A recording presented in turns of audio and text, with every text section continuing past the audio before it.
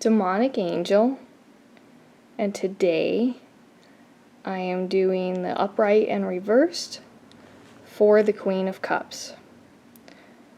So, the Queen of Cups is a double water card.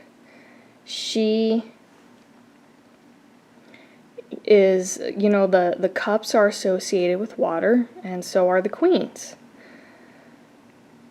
On her throne here, we have some of these angelic looking figures, and she's sitting by the edge of the sea in a very relaxed, contemplative pose.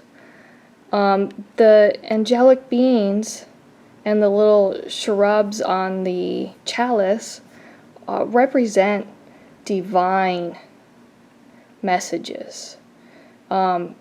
Divine energy. So when I look at this, I think of how on all the other cups in the tarot are open. This one's closed. And that's because she is getting her intuition from, and her emotional understanding from her own self through this divine messages. So oftentimes people associate this with psychic abilities and empath types of energy, and that's very accurate because the Queen of Cups is connected to all of that in part because she remembers her past life, just intuitively knows, like hereditary witchcraft. So she knows these deeper parts of the psyche of people in general, but is also connected with deities and also messages from the dead. So she just can be walking and she'll pick up this residual energy and process it, or she just can look at somebody and know exactly how they're feeling. And then she also knows through this intuition what that person probably needs to hear to heal, or what, maybe they just need somebody to listen, maybe they need some guidance. And she kind of knows all this. She's definitely closely linked with the High Priestess because she's like the next step. Whereas the High Priestess is this young woman in the beginning of her menstrual journey. This is more of a mother figure. She's probably like a woman in her 30s. And because of her sort of motherly side, that helps her have this life experience to just know how to help and heal people. So when you get this card in a reading, it really represents the healer in your life. And it can be a woman, messages in your dreams from this feminine type of energy. And so that's another thing too, is like she is sitting here she's connected to the water. Her robe looks like it's made of water. And that's because she really deeply understands feelings in this way that is profound. And she understands that because she's probably been through a lot herself. And that is the best way to understand ultimately others. So and because this is obviously upright, it's like, yes, she can go into these realms of psychic knowledge and the collective unconscious, but she also knows who she is because of her maturity and experience. So she's not washed away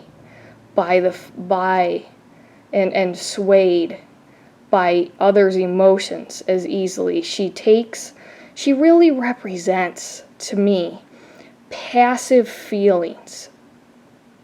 Just being healthy enough to just understand and feel this receptive way in the moment. And so that is really the benefit of this card. So she really is a good partner for the King of Cups here, because she is the subconscious, the feminine archetype side of him, and he is the the masculine logic. We see this again and again in the collective unconscious and tarot, because that is kind of the idea here. Obviously, she's beautiful, and she is meant to be this way. She's very, attractive. But for her, this isn't like she's attractive in a seductive type of way necessarily. She could end up being somebody's lover, let's say. But she's attractive because she knows who she is, and she knows how to help people reach their full potential. So I'm sure that a lot of people can see that as attractive, because then they find that strength in themselves, and then they become attracted to this Queen of Cups emotional mother figure. And yeah, that is really this is one of my favorite cards, honestly. Probably only for me, besides the Queen of Swords, which I've drawn so many times. But yeah, so for you guys and tarot readers, this is a card of the feelings. So the idea is, if it's upright, this is a person or an energy or a deity that understands that the way that you feel, because feeling is really close to emotion and instinct. So your emotional experience and feelings affect the way you behave, what you do. And so this is just this put together person, usually a woman, who just has this deep intuition, and it comes from within, through the Godhead within herself here.